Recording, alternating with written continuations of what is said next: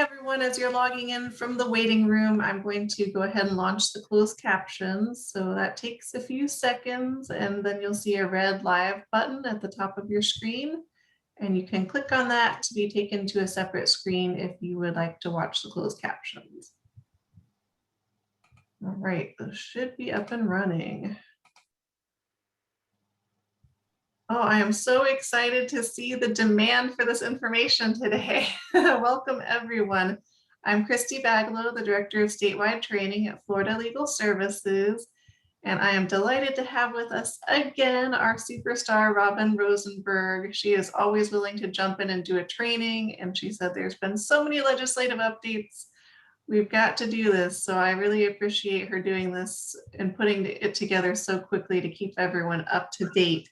So Robin Rosenberg has been the Deputy Director of Florida's Children First since 2007. She is amazing. So without further ado, I will let her get to all this great information. Hi, everybody. Thanks for joining us. And I want to let you know that the materials, the slides that I'll be showing, and the chart that I'll be referring to at the end are available. They will be sent to you from Zoom probably tomorrow. So if you don't get them, check your spam filter because they often go in the spam filter. And then ultimately the video and the link to the materials will be posted on the Florida Legal Services YouTube channel. So you'll have access to the materials. Please feel free to type your questions into chat. I'm not going to be able to see them, but my colleague Christina Spadeas and Christy Baglow from Florida Legal Services will read questions to me. I'll stop at different points throughout to try to answer questions. We have lots of things to cover today, so I'll try to get to as many questions as I can, but I do want to make sure that we touch on and cover all the main material. So as you know, Florida's Children First is a statewide legal advocacy organization that's focused on the rights of children. And so I will tell you that what you hear from me today about what happened in the legislature is going to be through that lens. So if you get an update on legislation from the Florida Coalition for Children, that will be through the provider lens. If you get it from the GAL or for DCF or from parent attorneys, that will be through their lens. So I'm admitting to you, you're going to get this law through our lens, which we believe is the lens of the children. So give me 1 second and I am going to share my screen and we will get started. It's a little, let's see. Okay, hopefully you all can see the main screen for the legislative update. So before we get started, for all of those of you who are attorneys, please take a minute, if you're not already a registered user of the Florida Dependency Law Center, after the training today, go to the website, floridadependencylaw.org, and register as a user. We send updates and material and have resources and the ability to communicate with colleagues all through the Dependency Law Center. It's a free site and it's a place that if you want to stay on top of things, it's the way that we can be in touch with you as things are happening. So I've put the slide in here and then again at the end, it's floridadependencylaw.org. So what we're going to cover today is what passed, what failed, and we're going to go over the updated independent living benefit chart. And again, that will be a separate document that will be sent to you tomorrow when you get the Zoom link. All right, so the overview of what passed, we have some really big bills that we'll spend a lot of time on and some little things that we'll just go over a little more quickly. So I want to tell you how you can get these laws. The easiest way to look at Florida statutes, I find, is by using the Center for Child Welfare website. They have all of Chapter 39 in one document. So if you're searching for something and you're not sure what section it's in, you can just do a search and find for the entire chapter. The official law is at the online Sunshine. And when you're looking at new law, some of the things that we're going to talk about have not gone into effect, have not been signed. So when I'm talking about a bill that hasn't been signed, I personally like to use the Florida Senate website to pull up the bills. So that's how you find the law that we're talking about. First one I want to talk about today is in the education realm. I'm sure there were more education bills, but this is not my area of expertise and not the purpose of our conversation. But there's one thing I want to point out to you, that the Seclusion and Restraint Bill that was passed, House Bill 149, is a culmination of many years of efforts to try to improve the situation for children. And these are children who have usually behavior issues and often disabilities that cause behavior issues that have resulted in them being secluded, put into seclusion rooms, or physically restrained, sometimes with things like straitjackets or wrapped up in like a burrito. It's very traumatizing to children, very traumatizing to children that have been involved in the child welfare system. So past bills have addressed data collection. That data collection is addressed in this particular bill. If you look at the staff analysis, it'll talk about how many thousands of times children have been restrained in different school districts. So the Senate bill, the House bill precludes the use of seclusion. We're not going to isolate children. That's not timeout. You can do timeout, but no seclusion anymore. It limits restraints to authorized personnel just when there's a risk of imminent serious injury. And importantly, requires the promotion of positive behavior supports. And it creates a pilot project to put video cameras in some classrooms. So this affects, unfortunately, a lot of kids involved in the child welfare system, which is why I included it in these materials. The next bill I want to talk about is the a couple of juvenile justice bills that also affect a lot of the kids that we talk about in the child welfare system. Well, first, we have now passed a law in Florida that we cannot arrest children under the age of 7. When the bill was filed, it was the age of 10, but it got pushed back. And now we can only arrest them if they're alleged to have committed a forcible felony, which means treason, murder, manslaughter, sexual battery, carjacking, etc. So we've now got the idea that actually arresting children is not a good idea and doesn't promote public safety, and hopefully we'll stop doing that. In the diversion and expunction realm, this is, again, pretty exciting. Young people have been limited in the past to expunging records if they went into diversion only for misdemeanors. And so the law has changed, and now they can get expunction of their records if they were alleged to have committed a felony. And so there's a confidentiality provision and permits young people to deny or fail to acknowledge the arrest if they successfully participate in the diversion program. So this could also affect a lot of our kids from care.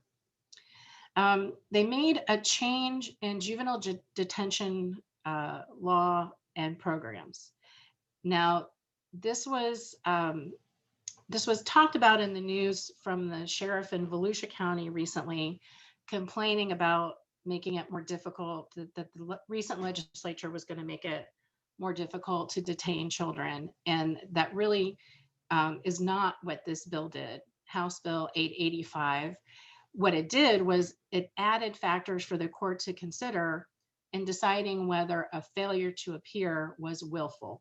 So now, before just saying the kid's supposed to be here, the kid's not here, we can detain them, it has an inquiry into these factors to determine, did they know, did they get notice, etc. So it doesn't really change who can be detained. It just says, let's be reasonable and let the court determine whether the kid actually had notice.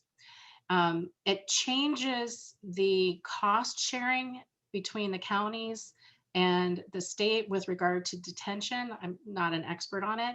The analysis said that it really wasn't a change in the practice, but a cleanup in the law to match what current practice was.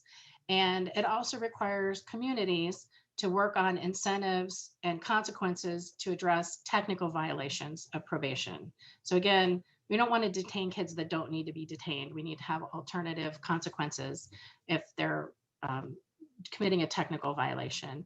And it requires some work between DJJ and the Department of Education to look at education models for providing education to youth and care and DJJ care. So let's take a quick break. And are there any burning questions on those education and JJ related um, bills? Christy, anything I need to? Any questions yet? Okay, then let's keep moving.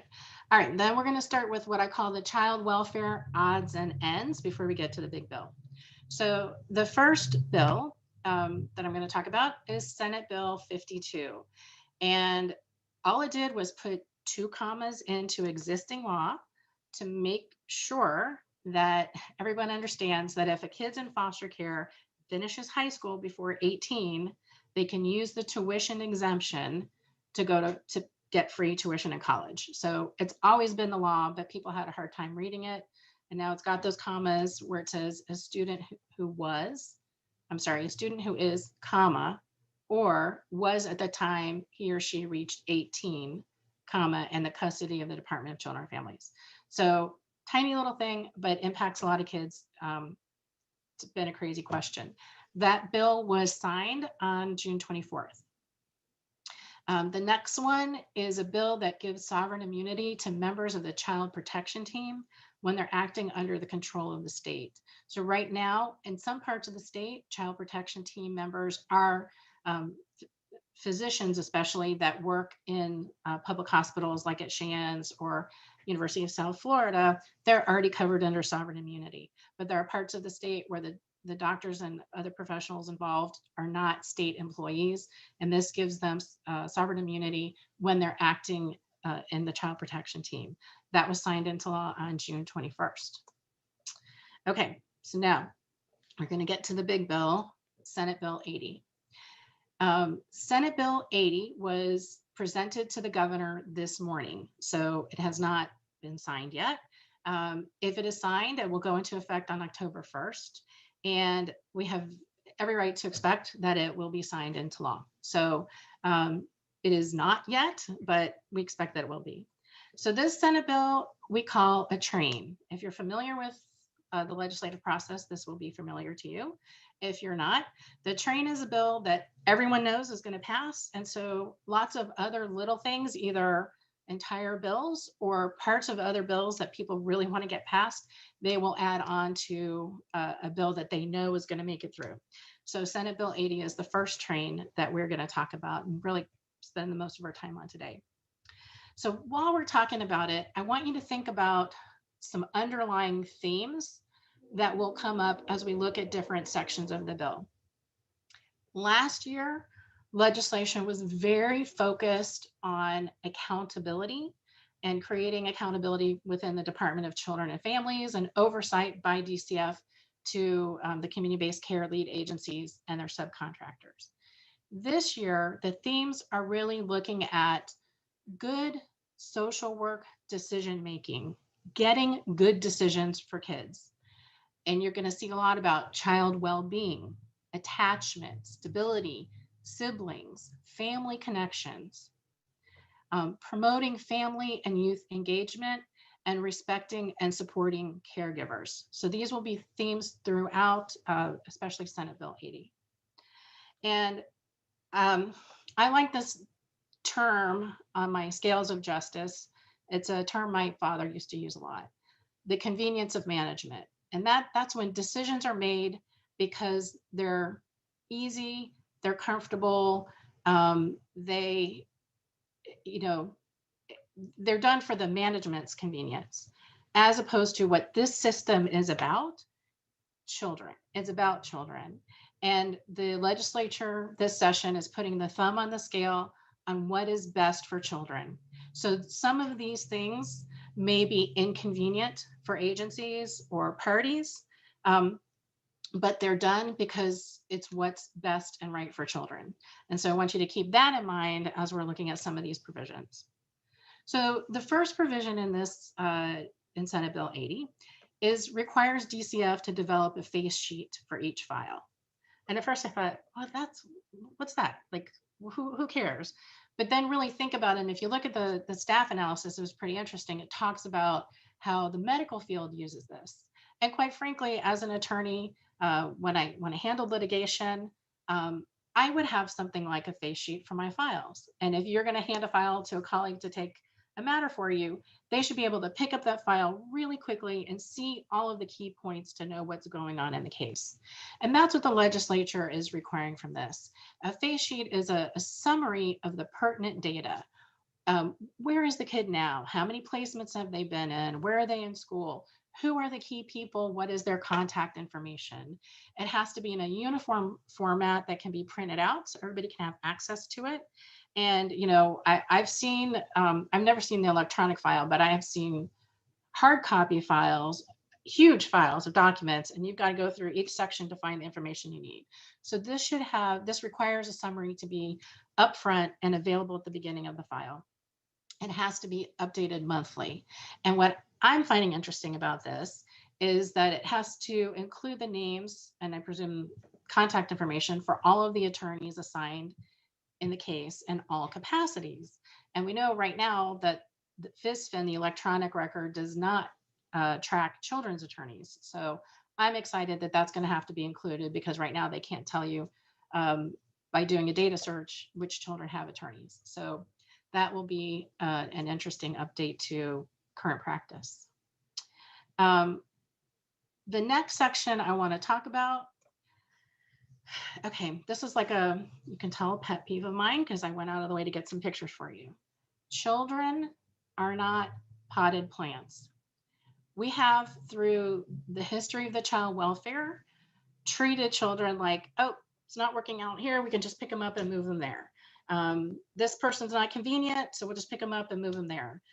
That daycare doesn't work anymore, we'll just pick them up and move them to a different daycare, without thinking about the impact on children.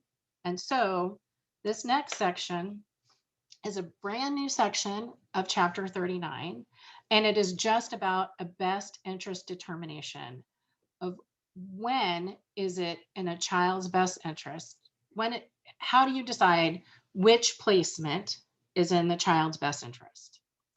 And it sets out 15 factors that are to be considered every time you're deciding, does the kid go here or does the kid go there? Or what are we looking for a placement? And each child should be considered individually for their needs. Now I'm going to note on number 5, again, a pet peeve as a children's lawyer, reasonable preference of the child if the child is of sufficient age and capacity to express a preference. And I will tell you that almost all children can express a preference. They might not be able to write it to you. They may not be able to tell it to you in language of, I would prefer to live with my grandmother over my aunt. But they can tell you what they want in other ways. And so as a kids advocate, I would say always argue for what your child wants and show how that preference is expressed. So, and here's the remainder of the list. I also want to point out to you item number 14, which is the impact on access to education, Medicaid, and independent living benefits. And got my asterisks there to look at the independent living benefit chart, which we're going to talk about at the end of this presentation.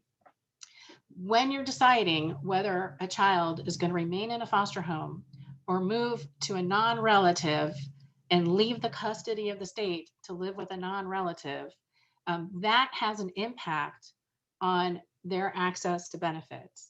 And everyone involved, the child and the caregivers, need to understand what that impact is. And that's the point of the independent living benefit chart, is so that everyone understands what all the factors are and that there are no surprises when someone turns 18 and was expecting to get a benefit that they now find out that they can't get.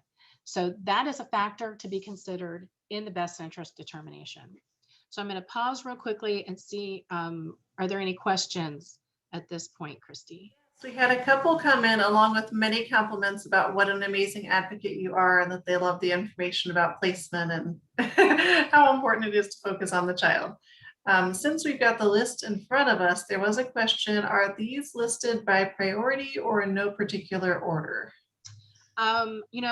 I copied the list directly out of the statute. And I don't think the statute says in this priority, these are the 14 actual factors along with number 15 other relevant factors. So that is the place for you to make your argument about what's best and right for a kid, because there may be a factor that's not on that list that the court should consider. But I don't believe that they are, in a legal priority. We had some questions about the face sheet you mentioned. What is the difference between the face sheet and a child resource record? So a child resource record is the whole record. And in some places, that's the term that's used for what is handed to the caregiver, the documents that are provided to the caregiver so that they have the basic set of documents. A face sheet is going to be 1 to 3 pages. That's a summary of the information that's found in the child resource record, but all put into one place. That you don't have to flip through to see, last school year, where did they start school and when did they change and when did they change? It would be right up front. They were in 3 schools last year. Mom got a new attorney 6 months ago. You don't have to look to find out who the current attorney is. It's going to be in the face sheet.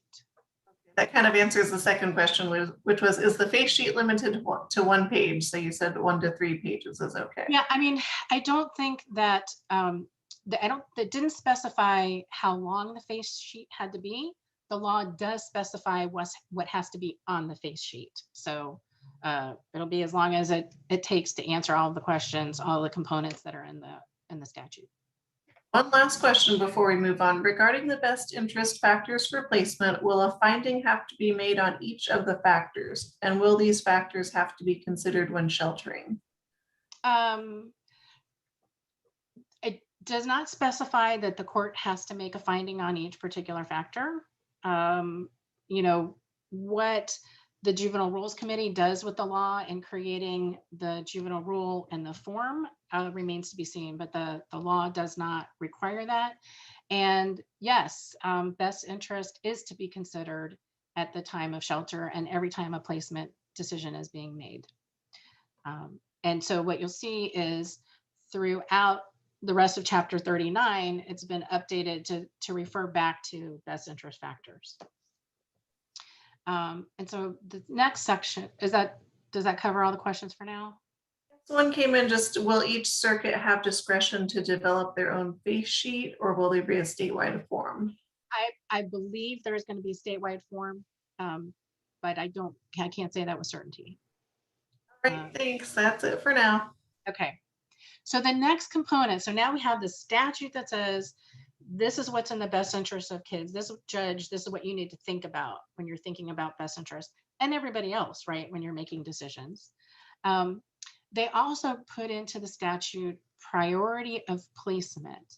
We have not had a specific priority. So, and again, whenever the kid is coming in or being placed, we're going to look at this priority. So the first top priority is go to a non-offending parent, then a relative caregiver.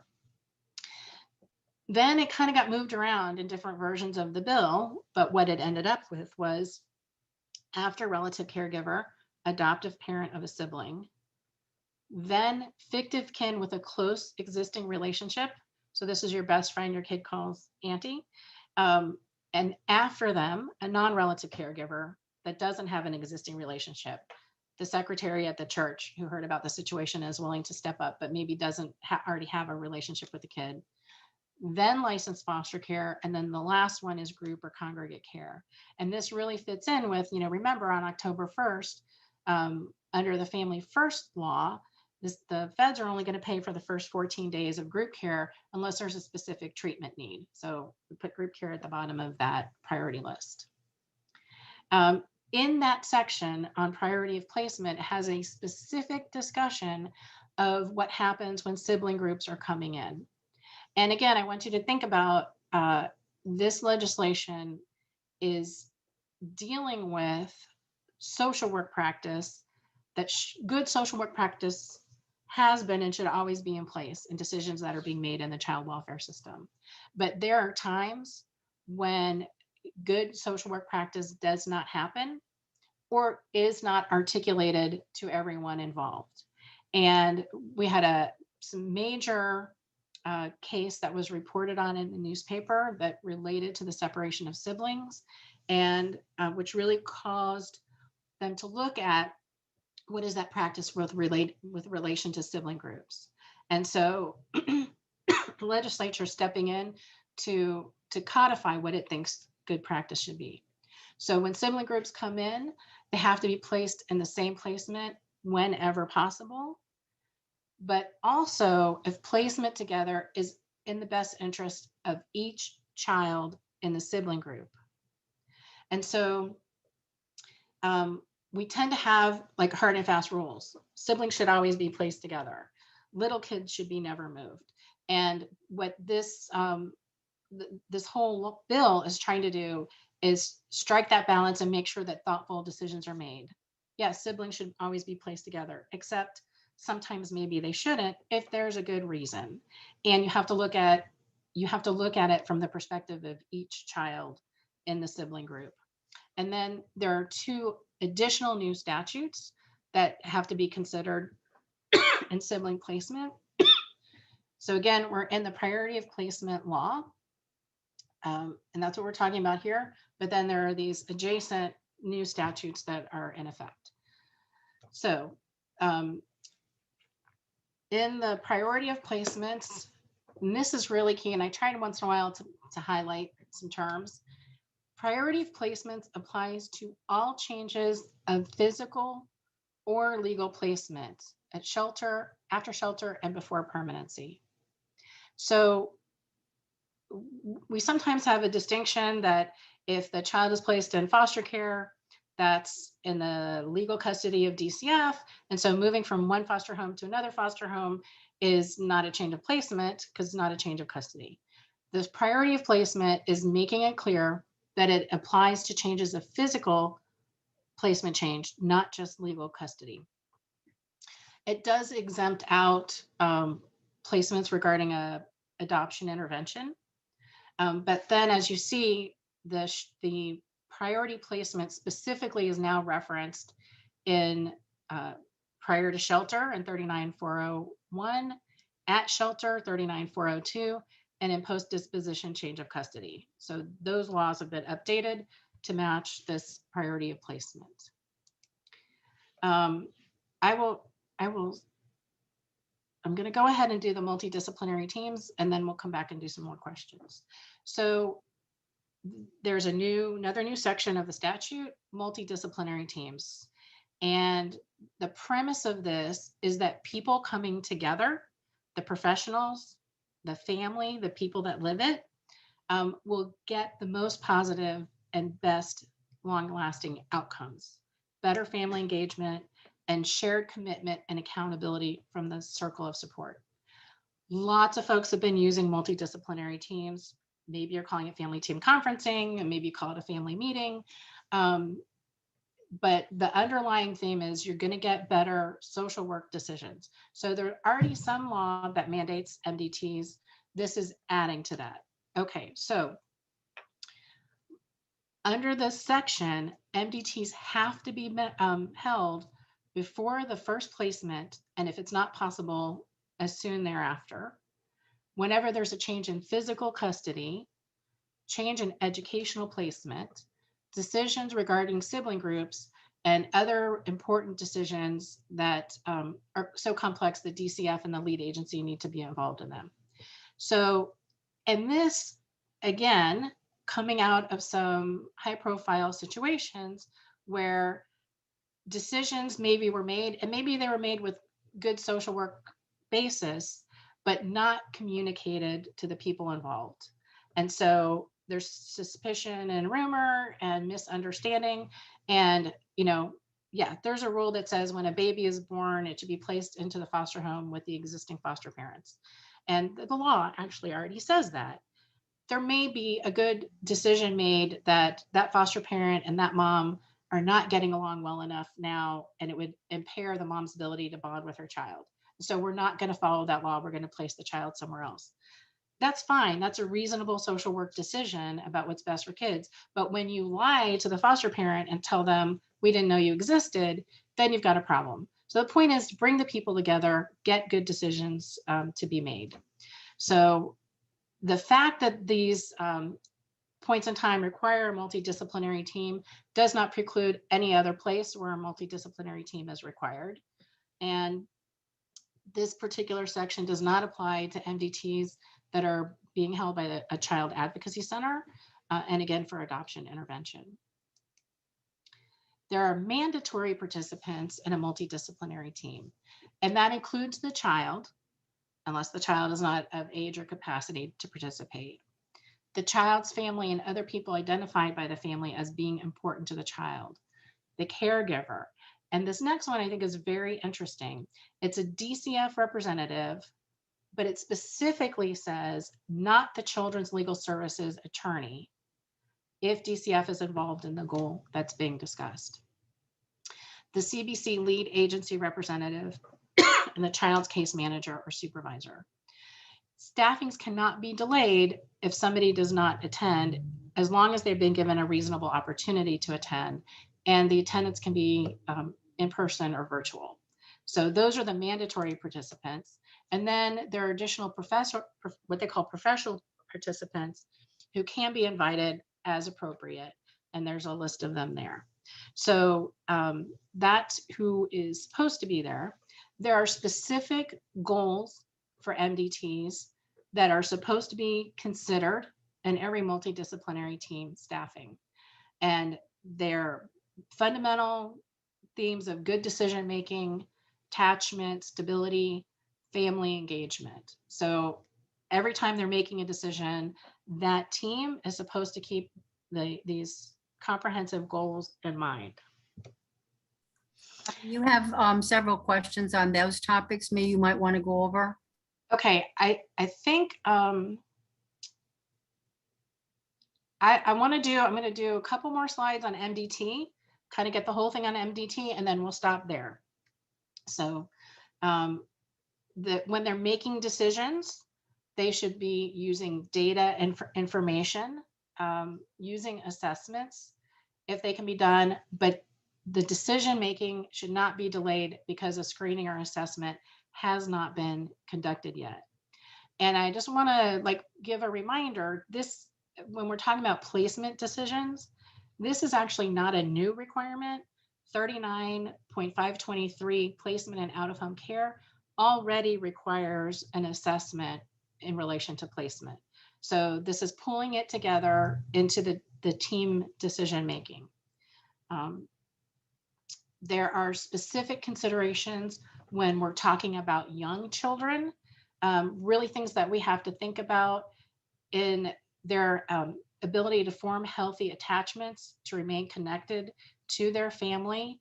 And when you're looking at caregivers, potential caregivers for young children, how willing are they to make sure to do what they need to do to help that child have healthy attachments? So they're written in statute, specific sections for young children.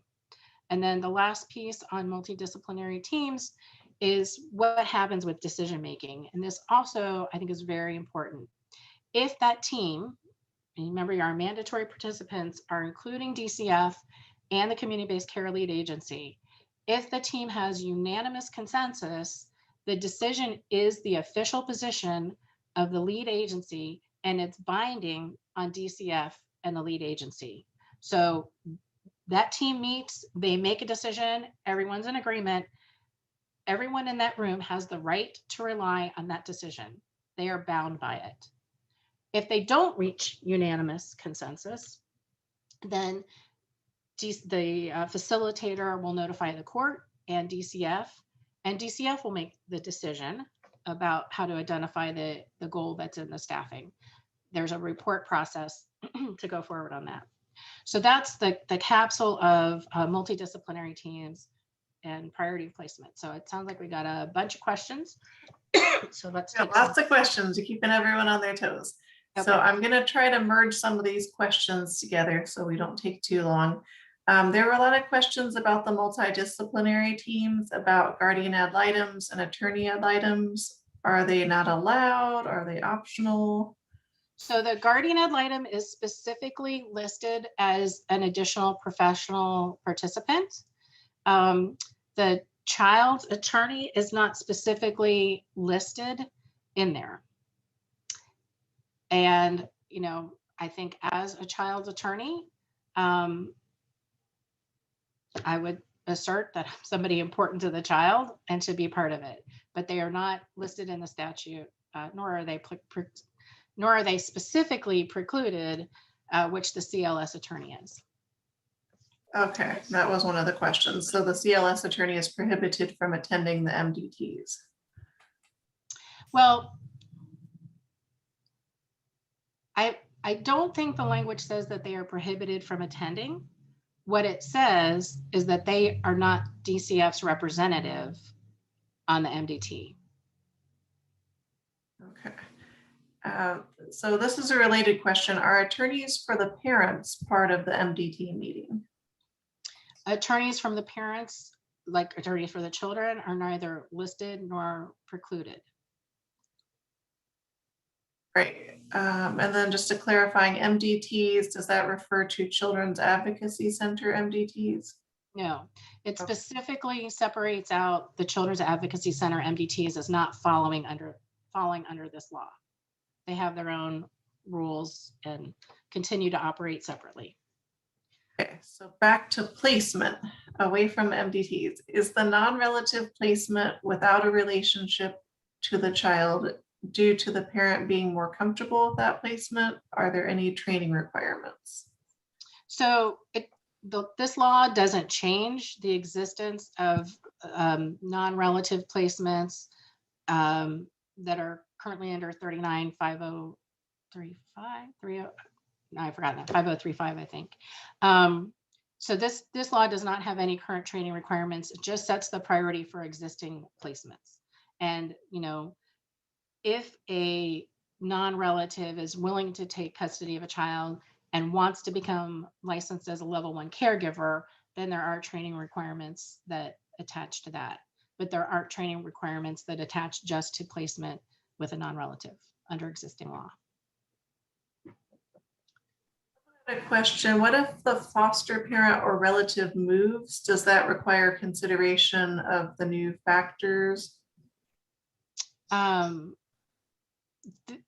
The law does not talk about that as a trigger.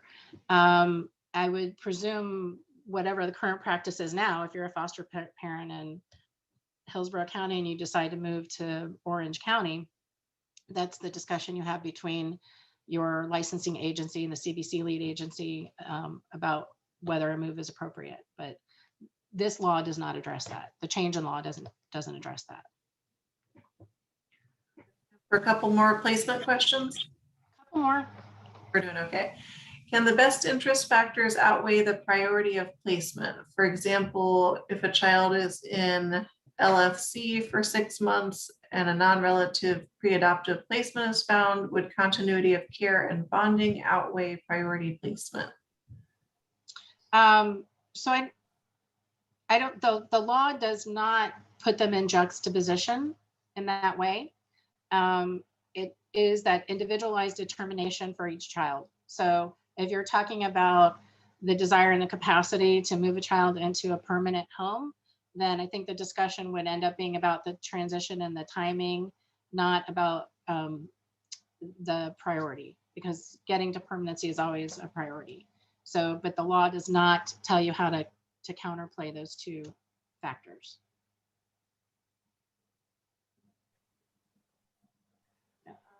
How does the system consider placement with siblings in relation to siblings that have different fathers or paternal family members?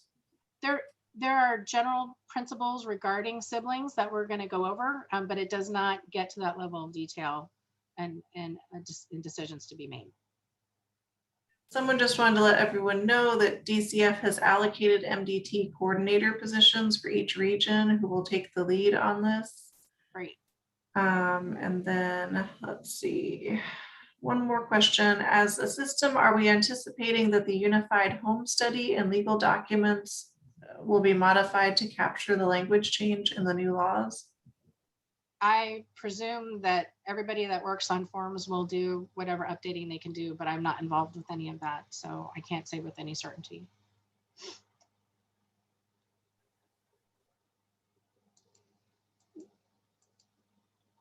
All right. All right, let's keep moving on because there's lots of ground to cover.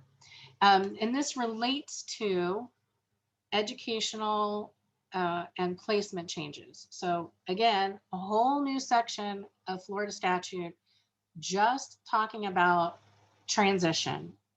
And I want you to think about, you know, my picture of my potted plants at the beginning, right? Every child is unique and their needs are individual. And so the purpose of this section is to be thoughtful about what we're doing with children and how and when and why we're moving them. This section is, I would say, a long time coming. So for those of you that have been around for many years, I think it was like 2008, 2009, DCF Children's Legal Services did panels on the trauma of removal and really learned a lot in hearing about the effects of moving on children. And then Florida's Children First and Florida Youth Shine, we did a series of trainings around the state on the trauma of removal. The legislature passed transition language in 2013 as part of Chapter 409, 145. You might remember the Reasonable and Prudent Parenting Act.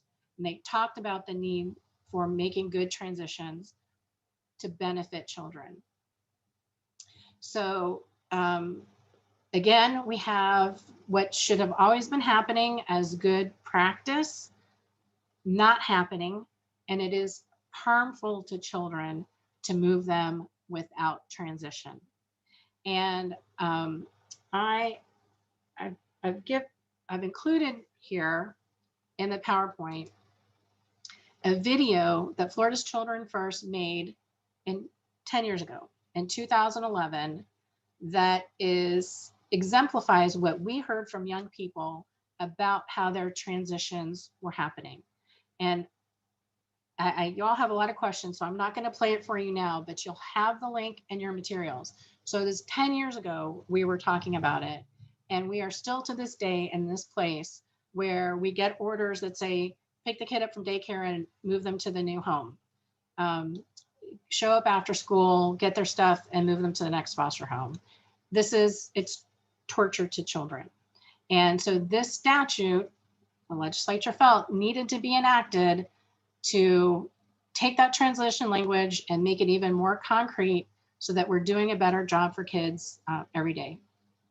So this section of the law applies to both educational transitions and placement transitions. And with education, that includes childcare and early education. It really does matter when you move a 2-year-old from one daycare to another. So they're all included.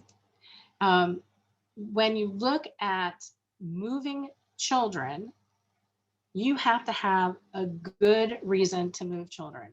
Again, it's not the convenience of the management, it's what's right for the child. And so they've cross-referenced in this section of 39, they've cross-referenced the reasons that are in 409, 1415. They didn't write them over, but they cross-checked it. The only time we should be moving children are those specific reasons.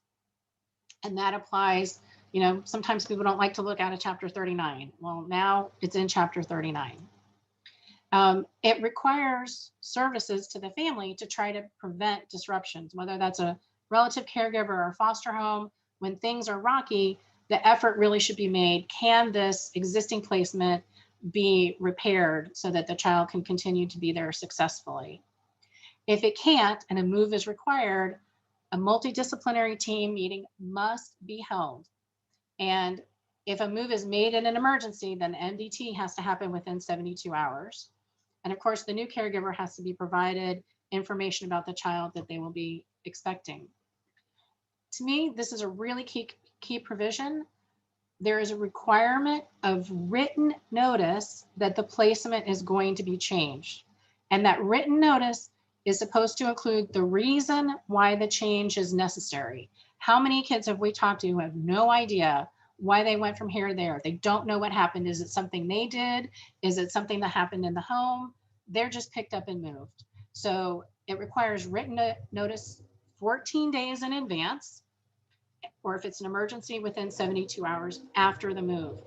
It is to be filed with the court, and then there's a list of people that the notice has to be provided to.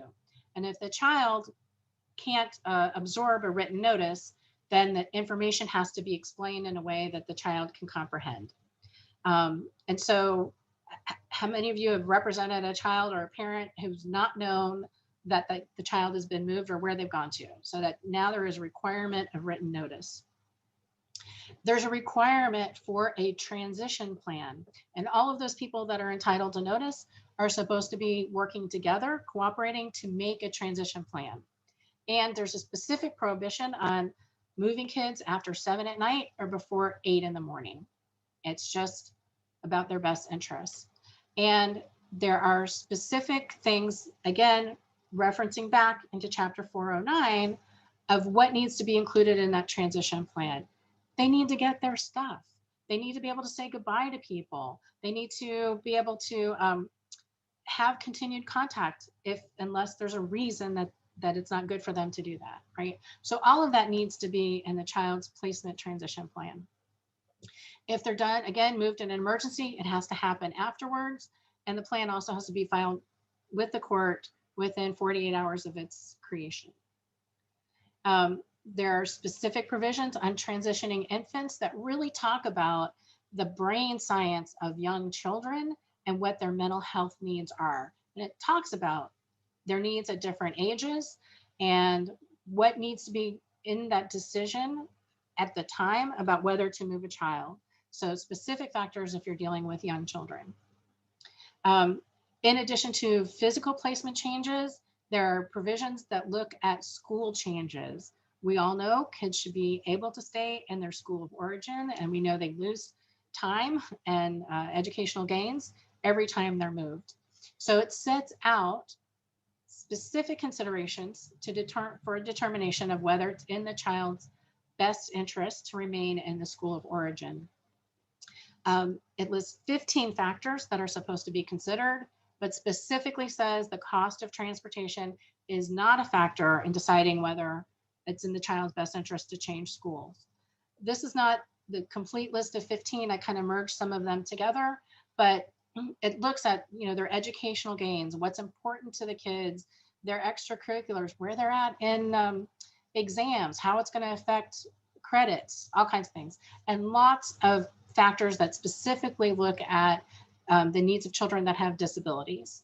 The list of factors that were put into the statute are already in the administrative code, and they were added in after the Every Student Succeeds Act. So there's actually nothing new. They were just put into statute. It also specifically addresses the need to have transitions for young children and moving their early childcare settings. So specific things like that. And then it talks about what needs to be in a transition plan if there is a move of an educational move. So everybody knows what's supposed to be happening, including what's the detail, who's supposed to be making sure the kid's transported to school. There will be a kind of like a model or form transition plan. DCF is supposed to work with the Quality Parenting Initiative to create a form that is required to be attached to the face sheet. And this is it's a skeleton, it's an outline of what needs to be considered. But always remember, the whole point of this is to make individualized determinations for the child. So no longer is transition, 3 unsupervised visits, 1 Friday night overnight, 2 weekend overnights, and then we're done, right? The transition has to be thoughtful and unique to the child. So there's a section of law that talks about developing these model plans and explanatory material so that those of you that have to work on transition plans have something to work with and some tools to help you make good transition plans for kids. I can take a question or two on transition plans before we go to the next section. You have a lot of questions, Robin. Yes. Okay, so and I've got a bunch more to do in 80. So try to narrow it down. And Christina, you can jump in and help me with which ones we could narrow down, but I'm thinking. Well, she's got time, I think, I think she's got time to do them all. Here, okay, so are transition plans required for children moving into an adoptive placement? yes. That was easy. Right. How does the placement notification work with the kids who are frequently night to night? Shame on us. I don't have an answer for that. Or we're torturing children when we put them on night to night. I didn't even know that was a thing. That's news to me. I'm not sure what this is referring to. Does the relative taking the child have to absorb the cost then, or is the agency to pay for it? Maybe that's transition. Yeah, I mean, then we're talking about, you know, getting relative caregiver funds versus level 1 adoption and that whole process. And that's not part of the new laws don't address that. So the existing law and practice should not be changed by anything that is in this bill. And I'm happy to talk to folks offline about that, but it's not really changed by the law right now. Does the statute state a priority in placement when there is a choice to either place a child with a sibling who is with a non-relative or not place the child with their sibling, but with a different relative? There's separate statute on siblings, which we will get to when I zip through the rest. Perfect. So stay tuned. Is it specifically DCF CBC, or is there a person in particular who is responsible for notifying everyone? What happens if notice is not done? I don't think the law specifies who's required to provide the notice. So I don't know how that will be worked out. Will the disruption staffing be replaced with MDT staffing? The law doesn't require that to happen. I could envision a disruption staffing kind of turning into an MDT staffing, but that'll be a local practice. It's not mandated by statute. Next one, who is responsible for the transition plans and written documentation that will be provided to the court due to a placement change? I believe it would be case management and then working with the CLS attorney, but I don't know that with certainty. I don't know. If the current, they said there's often a request for emergency placement just because the current caregiver no longer wants the child in the home. So this person was asking if there's anything in the transition plan that addresses that, or if that's really not part of it. Well, you know, there's a requirement to offer services to try to mitigate that. And so anytime a caregiver says, I don't want to keep the kid anymore, the child welfare agency, the CBC lead agency, or the contractor should be working with that caregiver to find out what's happening, what the problems are, and offer services to try to ameliorate it, or at least if it can't be, to buy enough time to have a reasonable transition. One more quick one on the same note. What happens if the caregiver is not in agreement, not willing to wait until the appropriate time to change placements? How are caregivers held accountable, particularly licensed foster parents? You know, that's going to be up to the licensing agency or the CBC lead agency, whether they're going to accept that type of behavior from their licensees. You know, I certainly have heard of places that would say, if you tell me you don't want this kid anymore and you're not willing to give sufficient notice, then I won't be placing anyone with you for the next year. That's an internal management decision. It is not a statutory or rule decision. In the lightning round, we're all done.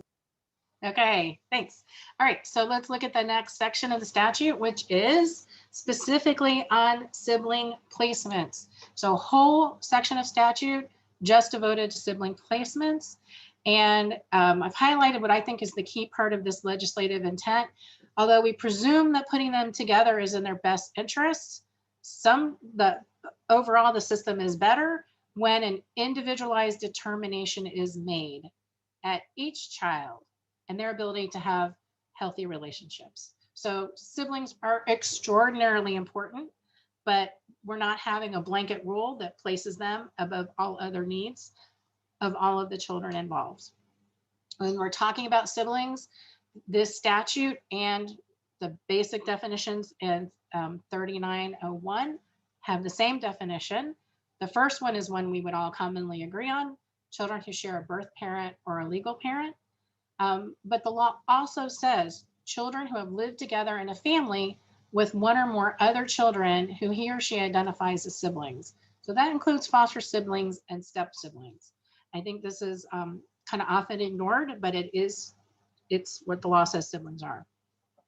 So it has specific requirements when we're looking at placing siblings, and it requires to look at what's in the best interest of each sibling, as well as whether there's an appropriate, capable, and willing joint placement. Excuse me. It specifically looks at the children that come in later and decides whether they should be placed in an existing sibling placement. And it does not mandate that that always happen. Again, looks at the stability of the placement and the best interest of the children. Every family is different. It could absolutely be the right best thing to have all those kids together somewhere, or it could be that even though they're siblings, they really have no relationship, and you would disturb a good, stable placement for a kid who was already placed.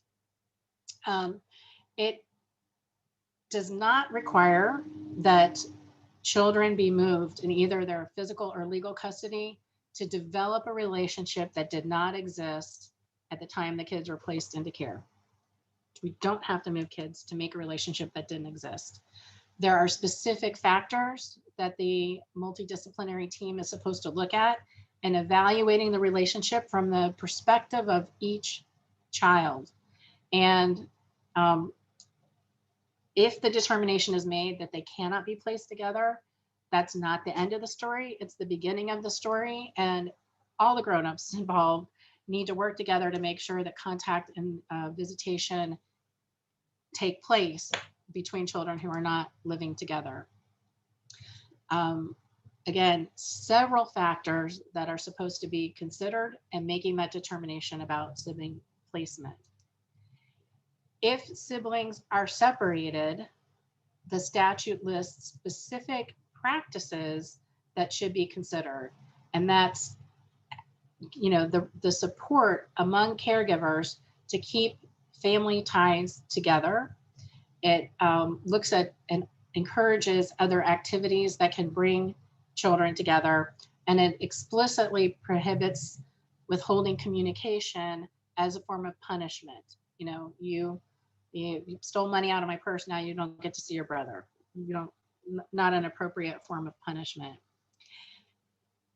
Restrictions on communication can be limited only when the court finds that that communication or visit is contrary to the safety or well-being of the child.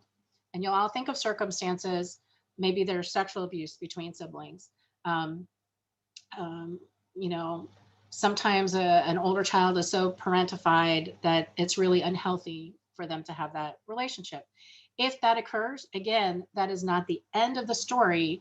The law requires DCF and the CBC lead agency to immediately provide services if they can be expected to ameliorate the risk. So it may be that they need to be apart, but it's our job to give them the services to come to a safe place where they could be in relationship again. And surely, if nothing else, the system should have services for that type of situation. If siblings are separated, there should be a periodic review. And If placing them together is not working out, services should be offered to prevent disruption, or that doesn't work, again, an MDT to determine what is best for each child. And these are all considerations that have to be made pursuant to the statute. And then there's some really, to me, exciting parts of this law that are recognizing the rights of children. Number one, DCF has to notify the children with the contact information and location of their siblings. So many young people have told us how distraught they were when they did not know where their siblings were and could not communicate with them. So if the system knows, it has to tell the children. And if it doesn't know, they have to make reasonable efforts to find out. This is an important part of our being, and you should know where your siblings are. When siblings stay in care and have other siblings who leave care because they emancipate or reunify, the child in care has the right to continued communication. Now, if the person they want to communicate with is under the control of a parent or an adoptive parent, that individual could preclude the communication. But the first version of the bill risked, I think, some challenges on constitutional grounds of parental control. It was modified to recognize that it's important, there's a right, and the child has the right to go to court to ask for communication. And when the court is looking at doing an adoption, already in Chapter 63, there's a provision for ordered communication between the child and the siblings. And that needs to be consideration when we're looking at an adoptive family, the willingness of the adoptive parents to maintain communication with the siblings. So those are really significant changes on behalf of kids. I'm gonna keep going. A few more parts of Senate Bill 80. The standard for changing legal custody in the post-disposition change of custody. Some of those factors have been moved into other parts of the statute and out of 39.522 because they apply in several different places. There is a new provision about contested changes to physical custody. And so this comes about where a child has been in the home, often of a foster parent for a length of time. And then there's a decision made to move the child somewhere else, not to reunify, but perhaps a relative that's come forward or a caregiver of siblings, and decisions are made about modifying placement. At this point, under the statute, if the child has been in the placement for 9 months or more, and the caregiver is willing to become a permanent custodian and isn't asking for the change of placement, then there's a halt in the proceedings. The child can't be moved. The caregiver has the opportunity to contest that change of placement. The court has to look at those best interest factors, and it actually requires that the child be appointed an attorney in that process, and says you can't move the kid until the court order is done. Again, response to a high-profile case played out in the media. So it creates a presumption that the child should stay, but it is a rebuttable presumption. The placement and out-of-home care talks about the comprehensive placement assessment. And again, this is not a new thing. It's already been required. It's just referring back to now the list of people on the team and the multidisciplinary team. Then we're going to talk about transition again, but this is the transition for young people who are about to become 18 and their transition to adulthood. So currently transition planning is required under statute at 17 and a half. The law moves it back to 16 and with periodic updates as needed prior to turning 18. It changes the judicial reviews. Again, those transition reviews to start at 16 and to start looking at those life skills and other provisions. So it's kind of a reorganization of what's existing in judicial reviews for 17-year-olds, now 16-year-olds. Entirely new section, reinstatement of parental rights. This is a concept. We've always had young people who were able to be adopted by their birth parents whose rights had been previously terminated. Now there is a statutory provision that permits the reinstatement of parental rights through a process, kind of undoing the TPR. The child has to be 13. Parental rights have to have been terminated for more than 3 years, and both the parent and the child have to want reinstatement. So there's a bunch of provisions that go along with the process for that, but it's exciting to have a recognition that that relationship can be recreated or reconstituted. The law was changed on aftercare services. They are now expanded to be available to young people who are receiving post-secondary education services and supports. So that's this cash that's available, that's been limited right now and is opened up a little bit. And I'm zipping along, guys, because there's still a lot to cover. And what I will be happy to do is stay on and take questions after, but I want to make sure we hit the highlights of these bills. There's a lot of work on staying connected to young adults who are formerly in care, and CBCs have to try to continue to do that. Changes to independent living. Again, a independent living preparation section was created in Chapter 409. And one of the exciting provisions to me and to young people is it specifically requires the development of procedures to access and manage personal allowance, which has not previously been in statute. Keys to independence is expanded to young people who are eligible for PES. It requires CBC lead agencies service population to include children who were adopted from the child welfare system when their families need support. Creates a new office of continuing care in DCF to serve young adults who have aged out of care either when they turned 18 or through extended foster care, by giving them a continued point of contact till they turn 26 and giving them the access to resources that are available to them as young adults. But some work on the Child Welfare Institute. Okay, we are, got a ways to go. Okay, so that's the end of the train of Senate Bill 80. The other big bill was Senate Bill 96, not quite as long as this one, but also a train. And it reorganizes the abuse hotline and moves some sections that are in 39201 to create a new section of 39101. And it reorganizes, I think, and it puts it in a more logical sequence to understand how the abuse hotline is supposed to operate. It adds new provisions of the bill and required reporting relating to the sexual abuse of children, juvenile sexual abuse, or those who have exhibited inappropriate sexual behavior. And it requires that services be provided in that least restrictive environment. It allows CPIs to investigate incidents that happened at school. And so provide some clarification about what's supposed to happen in those investigations. It adds reports of sexual abuse to the investigations that are part of the critical incident and rapid response team. Currently, that's just death investigations.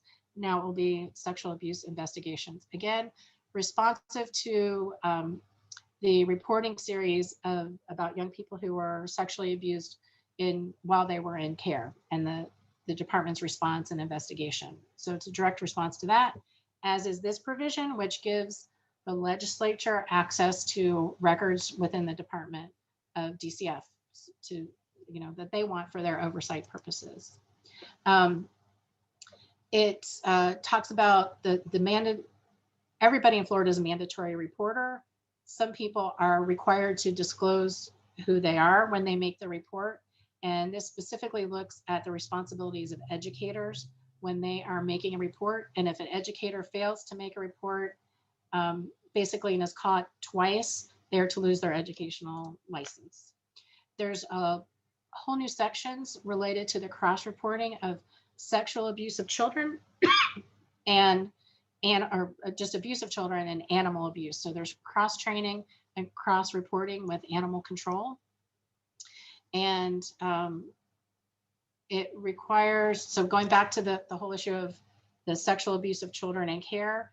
When a CPI is investigating allegations concerning any child, this would seem to be intuitive, but they've put it into law. They also have to take protective action for the other children who are accessible to that perpetrator and not the subject of the allegations. So there were reports of children who the child was removed from an alleged sexual abuser, but other children were left in the care, some of whom were also then abused. So it specifically puts that obligation on the CPIs.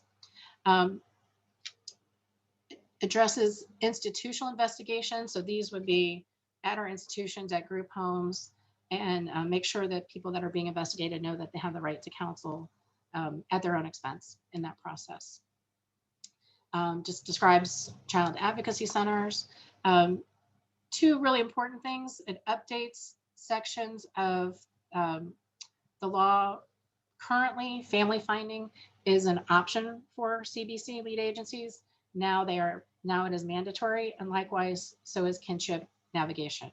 So everybody needs to do it, which hopefully everybody was doing it all along. So this was another exciting section for children's rights. So one of the main things we hear from young people is they want to know their rights. They want to know what's happening to them while they're in care, what should be happening, what their rights are. And so the legislature amended the existing Bill of Goals for Children and requires DCF to work with stakeholders to help kids know their rights, and it put some specific provisions at touch points where children need to be instructed about what their rights are while they're in out-of-home care.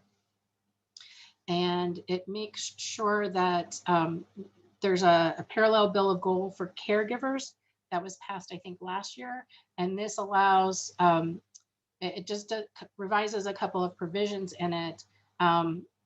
Again, kind of clarifying that they are a placement option if they, a foster parent had a child who's reunified or moved for another purpose, exits care, but then comes back in, that they should be considered as a placement option. I'm very excited about the multidisciplinary team legal representation. This is a new section of law also, and it really recognizes the importance of multidisciplinary legal representation. That's the use of forensic social workers and peer support to work with attorneys that represent parents. And it gives the regional councils the option of creating those multidisciplinary models and accessing funds to do that. And so hopefully we'll just grow from there for all of parent representation. When I talked about one of those themes was supporting parents and caregivers, specifically law requires the creation of a foster parent information center. So foster parents can access information and get feedback from knowledgeable people, and specifically requires CBCs to provide kinship support. Some of them do a great job at it now, but that's not uniform. So now that's required around the state. We know that family foster homes can be what we used to call group homes. So they can have 6 dependent children and a total of 8 children before they need to get a foster a waiver for their license. There's details for both lead agencies and for the managing entities that talk about conflicts of interest and other board operations. I thought this section was interesting. It requires the lead agencies to adhere to best child welfare practices in specific statutes. And those statutes relate to the goals for caregivers, placement in out-of-home care, parenting partnership, and the care of children, reasonable and prudent parenting. So it is saying to the lead agencies, when we put stuff in the law, we think it's important and you need to follow it. It's not just advisable, it's now a requirement, and DCF will have to add that to the contract with the CBC and lead agencies. It clarifies some of their publishing obligations about their data, kind of going back to that accountability from the past. Managing entities, those are the entities that DCF funds mental health through. They also have those conflict of interest and board obligations kind of parallel. The statute creates a commission on mental health and substance abuse. and sets functions for that. So that's what happened to Senate Bill 90, the second train. I'm just going to skip through the items that failed, but I'm going to encourage you, when you get a minute, when you get these slides, to take a look at these bills, because when they're here this year, some of them were there last year, you'll probably see them again. This cross-reporting of animal abuse and child abuse was proposed 2 or 3 years in a row before it went through. So some of these provisions, even though they didn't make it this year, have them on your radar screen for going forward. And the last piece I want to spend a little bit of time on, and then we'll have time for questions, is I referenced early on the independent living benefit chart. We have updated this chart. It's a subject of a whole separate training, but a lot of you use this chart when you're working with clients and when you're making decisions. So this is, I don't expect that you can read that, but that's a kind of a view of what the first page of the chart looks like. And the purpose of the chart is to help you work through what will happen if a child is in one placement and you're thinking about moving to another placement or legal status, what are the consequences? So on this chart, the columns going down are licensed. I'm not going to read them to you, but they're the status of the child. So these are the open placement columns. And then there are columns about closed placement. And Florida law is complicated. Whether you're in a permanent guardianship before 16 or after 16 makes a difference. You know, when your adoption occurred. So there are lots of columns because lots of things change if you move the placement. And then the rows of the chart answer these questions. Who has custody? What financial support is available? When is medical insurance available? What those benefits are. So it's really important when you're making a decision, you know, like, gosh, it's really convenient to close this case to permanent guardianship when the child is 15 and 10 months. That can have lifelong consequences for the child. And you need to know what that is. The kid needs to know what that is, and the caregivers need to know what that is. And so we really encourage you to use this chart and understanding the complexities of the law relating to benefits. We have in that chart highlighted in yellow the impact of the current changes of Florida statute. I mentioned some of them as we went through, like the eligibility for aftercare change, the keys to independence. So that will highlight to you how the recent legislation changes. So I'm going to bring it back to, if you're a lawyer, please sign up for the Florida Dependency Law Center. And our contact information will be at the end. And we have 12 minutes to answer questions. So I am going to turn my PowerPoint off and stop sharing my screen. How do I do that? You should, My whole have screen. stop I don't sharing. know. Stop sharing. It's not letting me stop sharing. Stop sharing. You don't need to see my kid. There we go. Okay. Well, thank you for all that great information. Wow, that was a ton of work getting all that together. So we got about 10 minutes for questions. How? That's great. So, all right. So regarding notifying children of the location and contact information for siblings, is that only for siblings in foster care or all siblings, whether or not they're in care? It does not differentiate. How do we handle when it takes so long for out-of-state or out-of-county home studies? I can't answer that. Squeaky wheel. That usually works. As to post termination of parental right parents coming back and adopting the children, do you undo the TPR or does the parent adopt? It's an undoing of the TPR. So it is not an adoption. So that has legal consequences for benefits because it's essentially treated as a reunification. It's a longer process. You know, it's not an immediate, there's a placement and supervision for some time after the placement. But when all is said and done and the court case is closed, it has the legal effect of reunification, which has, there may be times where it's more beneficial to adopt. So. For anyone who's still wondering if you're going to get the PowerPoint, I promise you'll get the PowerPoint and all of the great resources that Robin pulled together. So you'll get an email from Zoom tomorrow with the recording and all the materials. And That look was at a your lot. spam filter. Sometimes the Zoom stuff goes in your spam filter, so Yes. it will Should come. We'll look send for it tomorrow afternoon, and you can always email me if you haven't gotten it. Okay, so now we're to the Q&A box. Lots of great questions, everybody. When a child is placed across the country, but another, I'm assuming they meet another sibling, is returned to Florida from that placement, is contact still supposed to be maintained? Yes, kids are supposed to have contact with their siblings wherever they are. It's their family. And we promote healthy relationships, so yes. How often should the periodic review be for siblings who are separated? Is there a certain timeline? The statute says 6 months.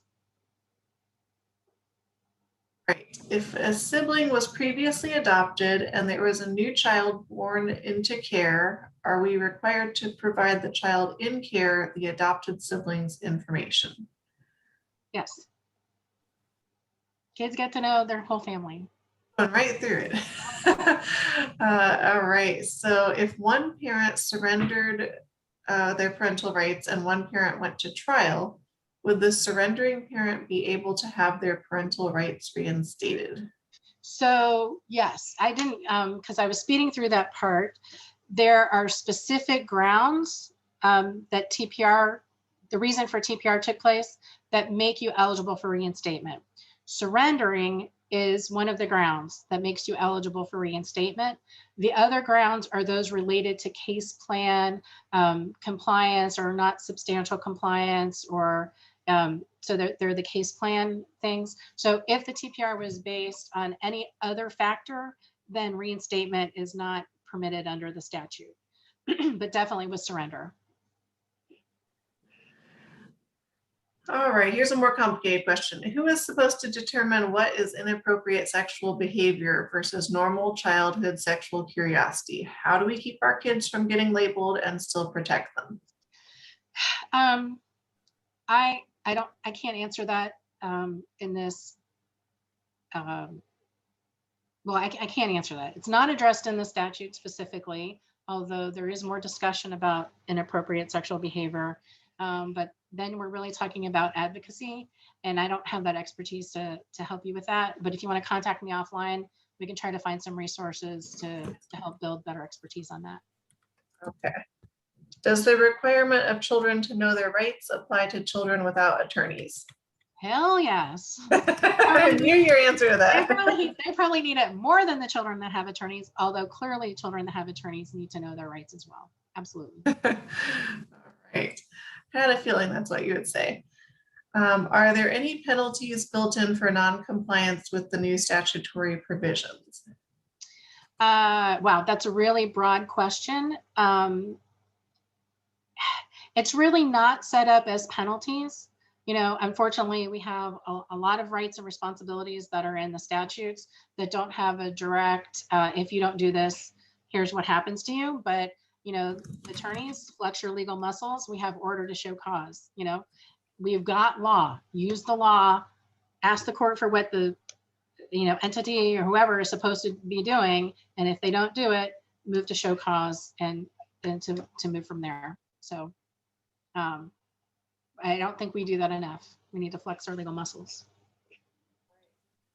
The transition plan mandated when a Chapter 63 intervention change of placement takes place? I don't recall. I can say that many times throughout the bill, Chapter 63 interventions are accepted out. I don't recall whether they're accepted out for intervention, but I would argue to anyone that's involved in them and whatever side that you're involved on, what the law is that's affecting kids is irrelevant. What their needs are require them to have a transition plan. And if you're representing an adoptive parent, they want what's best for the kid. They should be supportive of a transition plan. So even if it does, I would strongly urge you to attempt to to have one, to do a transition plan. For those asking about the CLE number, I put it in the chat. It's 210683. Again, it's 210683. And someone posted there was a problem posting the credits. Sometimes the system's a little funky, so I encourage you to try again later and let me know if you have any problems. Oh, this is a good question. Has any race equity related mandate been added to the statutes? Is there something planned to be added? Not that I'm aware of.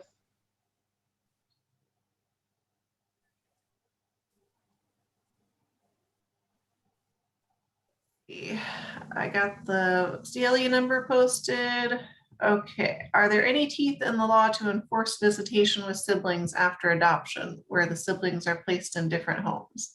So when you get to that issue with adoption, the adoption order per statute can have an order relating to visitation of siblings, and that can be done without the agreement of the parents, as opposed to adoption orders of communication for other parents or other relatives, which have to be with the agreement of the adoptive parents. There is no statutory teeth to that requirement. So I would go back to, your general flexing your legal muscles to get the right thing for kids.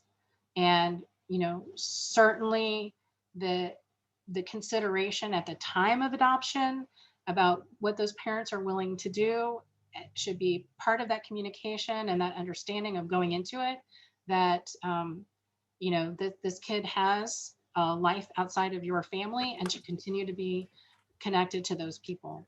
But it's not an easy answer, but it doesn't mean you shouldn't try. All right.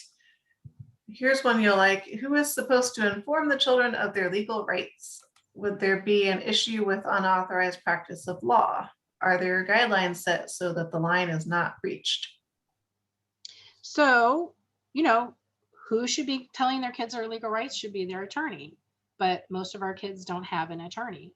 And the statute under the Bill of Goals that was just changed, 394085, does talk about the responsibility of the department, which, it then delegates to the lead agencies to provide children the information about their rights. DCF has been in the process for quite some time of updating the rights handout. There's a brochure that was created 10 years ago or more that explains the basic rights. DCF has been working on updating that and providing information, written information to kids. And everyone involved with kids should know what their kids' rights are. But there is an issue of unauthorized practice of law, and there is an issue with, an ethics issue with attorneys that represent another party explaining rights to children. And DCF and parents and the guardian ad litem are all parties to the case. So their lawyers represent a party separate from the child. And, there's some, it's a minefield in some ways. Perfect timing answering all those questions. Lots of compliments in the chat box, so I'll be sure to send that to you, Robin. But everyone is really appreciative of all the information from you and from Florida's Children's First. And I am sorry, it is my fault. I am terrible with numbers. Do not trust me to do your taxes ever. The correct CLE number is 2104970, N as in Nancy.